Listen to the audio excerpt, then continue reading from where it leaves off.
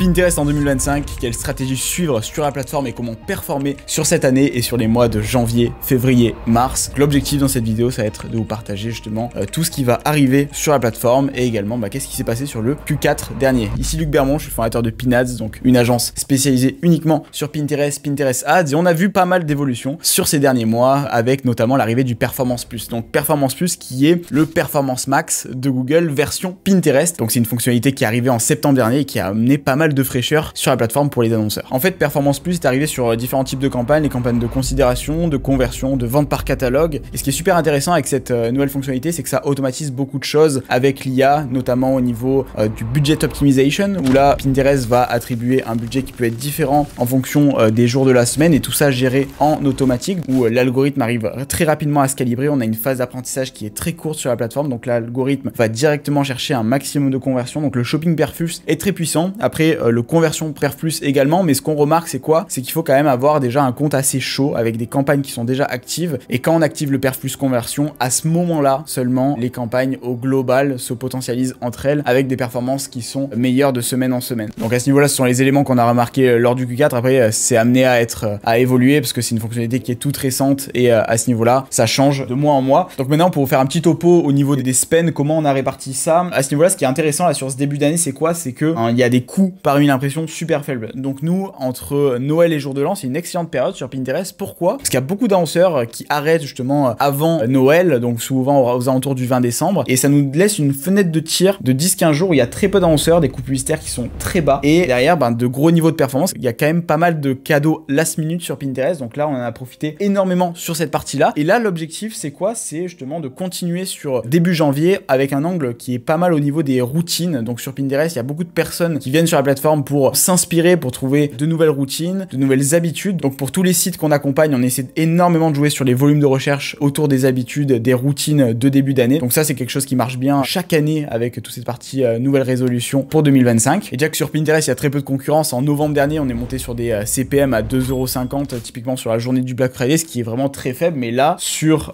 début janvier, il y a très peu de concurrence. Donc c'est vraiment des moments idéaux sur Pinterest. On a des personnes qui sont toujours en intention grâce au moteur de recherche. Et là-dessus, justement, ça nous permet d'avoir de très grosses perfs sur le début d'année. Et sur une plateforme où il y a 18 millions de visiteurs mensuels uniques, c'est quand même une audience qui est très large et une audience qui est différente des autres réseaux. L'audience que vous allez taper, toucher sur Pinterest, elle est différente que sur TikTok, Snapchat, Twitter, Instagram. Donc si on compare l'audience de Pinterest et du TikTok, on a 50% des utilisateurs de Pinterest de plus de 18 ans qui ne sont pas sur TikTok. Donc sur Pinterest, on a une audience qui est plus CSP+, qui a plus de pouvoir d'achat, qui est plus âgée de manière générale, avec 70% de l'audience qui a plus de 25 ans. Et donc on a une audience qui est vraiment très différente entre Pinterest et TikTok. Et en plus de ça, le mindset des utilisateurs est différent. Sur Pinterest, les personnes sont là pour s'inspirer, trouver de nouvelles idées, acheter. Sur TikTok, on est plus sur un mindset de distraction. Donc ça, c'est pour la différence entre Pinterest et TikTok. Et en fait, on arrive à toucher une catégorie d'audience qui est assez unique sur Pinterest et surtout dans le bon mindset. Donc après, on a 40% des utilisateurs de Pinterest de plus de 18 ans qui ne sont pas sur Snapchat, 55% des utilisateurs qui ne sont pas sur Twitter et 20% qui ne sont pas sur Instagram. Donc l'audience la plus proche qu'on a, c'est Facebook, Instagram et Pinterest. Mais après, voilà, entre TikTok, Snapchat, Twitter, c'est des audiences qui sont très différentes par rapport à Pinterest, où sur Pinterest, on va cibler des personnes quand même qui ont un peu plus de pouvoir d'achat. Et la tendance qu'on voit et qui se confirme d'année en année, c'est que les personnes, voilà, sont vraiment en intention et c'est des personnes qui sont vraiment attentives. Donc sur TikTok, on scrolle très rapidement. Sur Pinterest, la vitesse de défilement, elle est 3 fois plus lente que sur les autres réseaux en moyenne. Donc on a vraiment des personnes en intention qui prennent plus le temps et ça, c'est vraiment top pour positionner vos produits ou vos services directement sur des personnes qui sont vraiment intentionnistes. Après, pour parler un peu plus des campagnes publicitaires sur Pinterest, nous, ce qui marche très bien, ce qui a super bien marché sur 2024, c'est mine de rien les campagnes fil rouge, les campagnes stables qui permettent à l'algorithme en fait de se calibrer au fur et à mesure et de s'améliorer de semaine en semaine, de mois en mois. C'est des campagnes vraiment qui fonctionnent très bien parce qu'on a un algorithme qui est un peu plus lent sur Pinterest comparé à du Meta ou du Google et donc il faut lui laisser le temps à l'algorithme de trouver les bonnes poches d'audience, les matcher avec les bonnes créatives. Donc ça met un peu plus de temps, mais par contre une fois que vous avez un algo lancé avec des campagnes fil rouge, ça fonctionne super bien. Donc nous, la majorité de nos campagnes sont en fil rouge et derrière on va ajouter à ça des campagnes saisonnières sur les moments forts de l'année. Donc là on a les soldes d'hiver qui arrivent, on a ce qui est Saint-Valentin qui arrive très prochainement. Donc là-dessus, l'objectif c'est de mixer cette base de campagne fil rouge et de plugger des campagnes saisonnières par-dessus en se calibrant sur les mots-clés tendances sur Pinterest. Et pour ça, différents outils, vous pouvez utiliser Pinterest Trends, PinSuggest qui sont d'excellents outils pour trouver sur quels mots-clés se positionner et qu'est-ce que les utilisateurs tapent sur le moteur de recherche Pinterest. Et ce qui est dingue avec cette plateforme, c'est que il est de plus en plus axé au niveau du shopping. C'est ça qui nous permet d'avoir des retours sur investissement qui augmentent d'année en année. C'est que le shopping sur Pinterest, c'est l'une des premières motivations qui amène les internautes sur Pinterest. Donc là-dessus, c'est assez intéressant et surtout impressionnant parce qu'on a des personnes qui transforment leur projet de vie en achat d'une phase d'inspiration à la phase d'action. Donc ici, si je prends l'exemple d'une personne qui recherche des inspirations de tenue de travail, donc on va scroller sur Pinterest et derrière, on va pouvoir enregistrer nos idées dans différents tableaux, donc pour classer ces différentes épingles et derrière, pouvoir les acheter en quelques clics. Pourquoi? Parce que toute la partie shopping, elle est super bien travaillée sur Pinterest. On voit une épingle ici proposant une tenue, on va voir directement le prix. En cliquant sur le bouton, on va arriver sur le site directement et on voit en avance si le produit est en stock. Donc toutes ces fonctionnalités shopping là sont vraiment ultra puissantes et c'est ce sur quoi Pinterest s'axe énormément en termes de stratégie et c'est pour ça que le performance plus shopping est également super puissant, c'est qu'on arrive vraiment sur des personnes en intention qui sont vraiment sur le dernier step d'achat, donc c'est parfait pour les campagnes bas de funnel pour aller chercher vraiment de gros retours sur investissement. Je fais une petite aparté, c'est important de le souligner, n'hésitez pas surtout à installer tout ce qui est API de conversion. Si vous êtes sur Shopify, vous avez l'application Pinterest Shopify qui permet justement de loguer et avoir l'API de conversion pour avoir un maximum de remontées de données. Sinon, si vous n'êtes pas sur Shopify et que vous faites de la publicité, je vous invite vraiment à passer sur l'API de conversion via GTM Server Side. C'est quelque chose qui est très important, surtout sur cette année-là où il y a plus en plus de politiques de cookies qui changent. Donc c'est pour ça que l'API de conversion, c'est quelque chose de très important pour maximiser le nombre de données que Pinterest va recevoir pour optimiser au mieux vos campagnes publicitaires et donc derrière vos performances. Et maintenant, comment ne pas parler de l'arrivée de l'intelligence artificielle sur Pinterest, donc qui est présente depuis plusieurs années, mais là surtout, en fait, on pousse vraiment l'intelligence artificielle au max. Dans le sens où là, je vous montre un exemple ici d'une lampe. En fait, Pinterest arrive à déterminer et à détourer pour l'isoler de l'image et pouvoir mettre différents